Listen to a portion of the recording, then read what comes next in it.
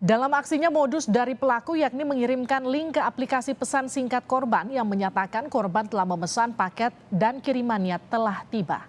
Korban yang penasaran lalu membuka link tersebut karena tertulis lihat paket.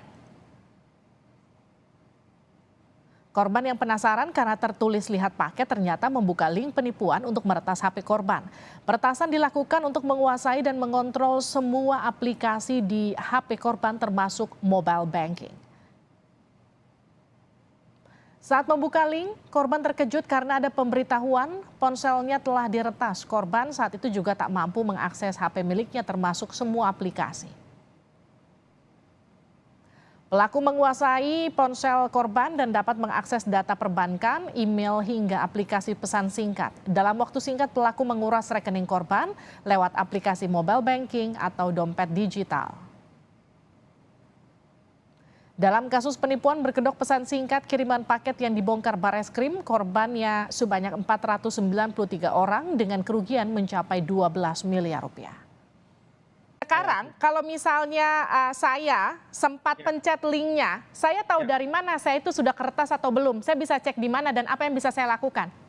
Jadi sebenarnya kalau malware-nya itu terinstall secara background, kita nggak bisa tahu bahwa handphone kita ini sudah terinstall malware apa tidak, kecuali kalau kita pasang antivirus ya. Makanya antivirus ini mandatori, sangat penting sekali. Banyak antivirus gratisan bisa dipakai. Oleh karena itu yang nonton tayangan ini harus pasang antivirus gitu, karena bisa menjaga kita dari malware. Tapi kalau sudah masuk, kita nggak bisa ngecek. Kenapa? Karena ini hidden, nggak ada aplikasinya, nggak kelihatan gitu. Oke. Nah, tapi kita bisa merasakan tanda-tandanya kalau misalkan handphone kita ini kena malware apa enggak gitu. Misalkan yang pertama, kita pakai pulsa biasanya pakai data yang biasanya habis dalam waktu sebulan 10 giga, ternyata dia habisnya dalam seminggu udah habis gitu. Baterai yang biasanya semalaman baru kita cas, tiba-tiba siang udah habis gitu. Atau tiba-tiba handphone kita taruh dalam keadaan idle, kita pegang kok hangat nih gitu. Berarti ada yang kerja di belakang layar nih gitu. Nah, itu ada tanda-tanda ada malware yang bekerja di handphone kita gitu. Atau misalnya kita dapat SMS dengan karakter-karakter yang aneh gitu. Atau misalkan tiba-tiba handphone kita terstart gitu. Nah, itu ada masalah di handphone kita, sehingga harus kita benerin dulu handphone kita ini gitu, supaya kita yakin bahwa handphone kita ini benar-benar clean. Oke, Pak, kita cukup hard reset ataukah misalnya katakanlah gini, penyelamatan pertama ketika kita curiga setelah pencet aplikasi apakah kita terjebak atau enggak, apakah kita bisa langsung uninstall mobile bankingnya terus kita selamat atau gimana?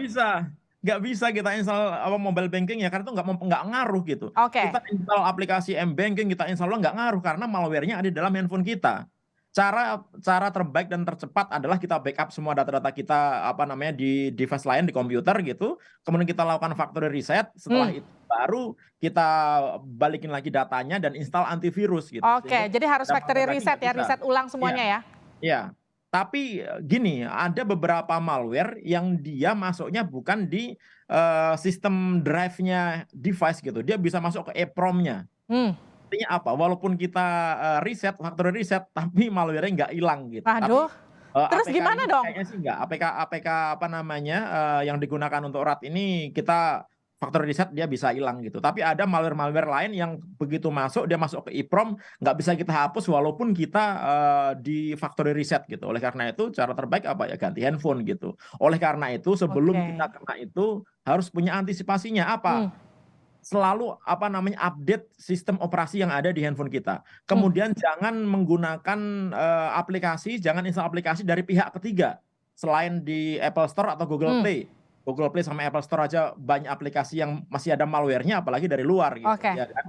Nah, kemudian juga jangan klik link sembarangan. Udahlah, haram itu sebenarnya gitu. Kalau saya boleh bilang gitu, nggak usah lah klik link sembarangan. Kalau ada link, mendingan ketik aja di browser gitu, misalnya dari bank gitu, ketik aja di browser gitu, mencari informasinya, jangan ngeklik linknya. Kenapa? Karena banyak juga malware yang dia tidak butuh permission dari user gitu. Jadi begitu kita klik, tiba-tiba keinstall aja gitu. Nah, itu Oke. bahaya. Contohnya beberapa yang kena, jurnalis kan dulu pernah kena itu kan. Begitu diklik tiba-tiba udah keinstall aja gitu. Nah, itu bahaya juga gitu. Oke, semoga perbincangan kita ini bermanfaat.